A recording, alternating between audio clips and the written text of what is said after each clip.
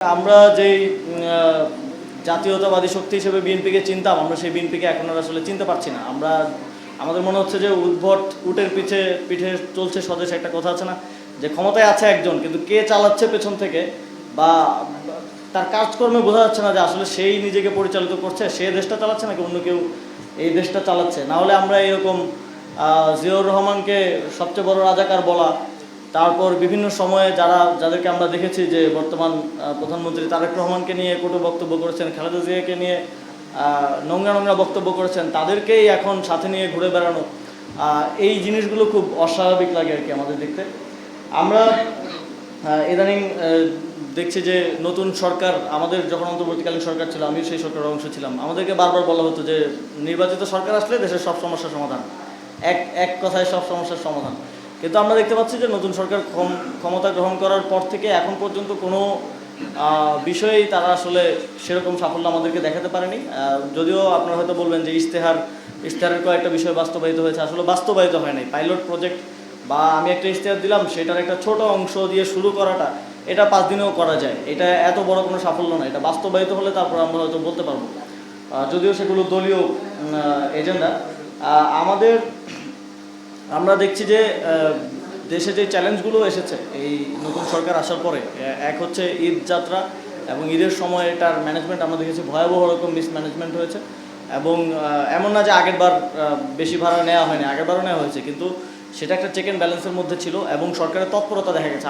আমরা বলেছি আমাদের দিক থেকে, আমরা অ্যাকনোলেজ করেছি যে এই প্রবলেমটা আছে, ভাড়া বেশি নিচ্ছে, আমরা চেষ্টা করতেছি কমানোর, আপনারা আমাদেরকে সহযোগিতা করেন। বাট আমরা তাদের মধ্যে দেখলাম যে এক ধরনের একদম ফুললি ডিনায়াল, যে কোনো ধরনের বেশি ভাড়া নেওয়া হচ্ছে না, আপনি মিথ্যা কথা বলতেছেন, ভুল কথা বলতেছেন, সবাইকে মিথ্যাবাদী বলা টলা। কিন্তু আপনারা যারা বাড়ি গেছেন, আমরা যারা বাড়ি গেছি, আমরা যারা যাতায়াত করেছি গণপরিবহনে, তারা দেখেছি যে প্রায় 2x 3x পর্যন্ত ভাড়া অতিরিক্ত নেওয়া হয়েছে।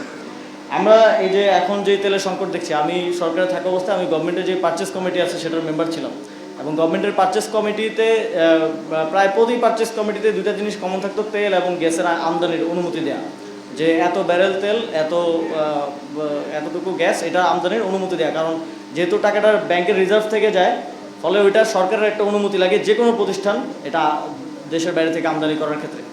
তো সেখানে সবসময় 2 মাসের অ্যাটলিস্ট পরবর্তীতে অথবা 3 মাস পরে সারের আমদানিটাও এইভাবেই হয়, যে 3 মাস পর্যন্ত সারের মজুরটা বা 6 মাস পর্যন্ত সারের মজুরটা সিকিউর করে আমদানির প্ল্যানটা করা হয় বা অনুমতিটা দেওয়া হয়। তো আমি যদি একদম কমও ধরি, অ্যাটলিস্ট 2 মাসের অয়েল রিজার্ভ বাংলাদেশেই থাকার কথা, কিন্তু আমরা দেখছি নতুন নতুন ট্যাঙ্কার জাহাজ এখনও আসছে, এবং আমরা দেখেছি যে হরমুজ প্রণালীতে ইরান বাংলাদেশের ভেসেলগুলোকে, ট্যাঙ্কারগুলোকে কিন্তু প্যাসেজ দিচ্ছে, আসতে দিচ্ছে। তাহলে 1 মাস যেতে না যেতেই কেন তেলের সংকটটা হলো? তার মানে নিশ্চয়ই কেউ মজুত করছে, নিশ্চয়ই যে বড় বড় কোম্পানিগুলোকে সরকার আমদানির অনুমতি দেয় তারা এবং তাদের যারা ভেন্ডর আছে তারা মজুত করছে। কিন্তু আপনারা দেখেন যে সরকারের এখন পর্যন্ত এত অভিযান চালানো হয়, কোনো বড় প্রতিষ্ঠানের তেলের মজুদে কি এখন পর্যন্ত অভিযান চালানো হয়েছে কিনা, বা সেটা সিজ করে বাজারে উন্মুক্ত করা হয়েছে কিনা, বা তাদেরকে বাধ্য করা হয়েছে কিনা বাজারে তেলটা উন্মুক্ত করার জন্য? করা হয় নাই।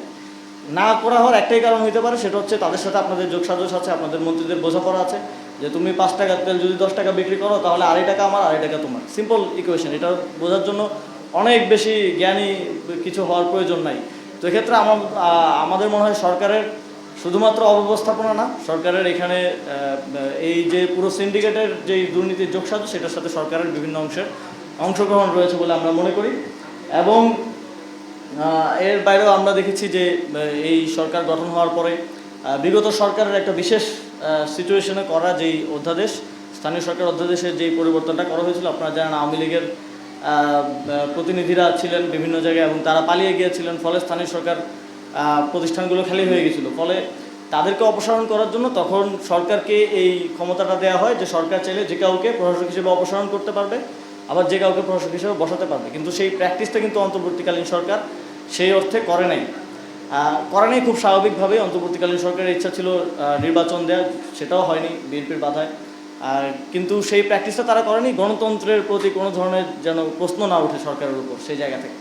কিন্তু আমরা দেখলাম যে বিগত 17 বছর বা জন্মের পর থেকে যারা নিজেদেরকে গণতন্ত্রের ধারক বাহক বলতে পছন্দ করেন, এবং যাকে গণতন্ত্রের আইকনই বলা হয় একরকম, মহাসচিব যিনি এখন স্থানীয় সরকার মন্ত্রণালয়ের দায়িত্বে আছেন, তিনি নিজে একদম জেলা পরিষদ এবং শুনছি সামনে উপজেলা পৌরসভা পর্যায়েও প্রশাসক নিয়োগ দেওয়া হবে। প্রশাসক নিয়োগ দেওয়ার মাধ্যমে গণতন্ত্রকে ভুলুণ্ঠিত করছেন এবং আমরা দেখছি যে যাদেরকে প্রশাসক তাদেরকে নিয়োগ দেওয়া হয়েছে যারা তাদের ক্যান্ডিডেট। তার মানে একজন প্রশাসক হিসেবে বসে মেয়রের চেয়ারে বসে মেয়র ইলেকশন করবে, তাহলে এইটার থেকে বেশি মানে লেভেল প্লেইং ফিল্ডকে আপনারা ক্ষমতায় আছেন, আপনারা নির্বাচনকে প্রভাবিত করবেন অ্যাজ ইউজুয়াল, আপনাদের ইয়া দেখেই বোঝা যাচ্ছে। তারপরে আপনারা যাকে ক্যান্ডিডেট করবেন তাকেই মেয়রের সিটে বসে রাখছেন। তো মেয়র সিটে বসে আমি মেয়র ইলেকশন করলে আর বাকিদের তো ইলেকশন করার কোনো প্রয়োজন নেই, তাহলে এই রেজাল্ট আগে থেকেই ডিসাইডেড। তো এই গণতন্ত্রকে কবর দিচ্ছেন যাদেরকে গণতন্ত্রের মহানায়ক হিসেবে আসলে তারা নিজেদেরকে বলতে চান। তো আমরা তাদেরকে বলতে চাই যে আপনারা আসলে গণতন্ত্রের হত্যাকারী, এবং মিনিস্ট্রিতে যিনি বসে আছেন বিশেষ করে বিএনপির মহাসচিব, তার তত্ত্বাবধানে যেহেতু এগুলো হচ্ছে, তো তাদের যে গণতন্ত্রের জন্য লড়াই এটা আমাদের এখন এটা আসলে প্রশ্নবিদ্ধ হচ্ছে এবং মনে হচ্ছে যে জাস্ট এটা ক্ষমতার জন্য লড়াই ছিল। ক্ষমতা যার কাছে তার আসলে গণতন্ত্রের প্রয়োজন নাই খুব একটা।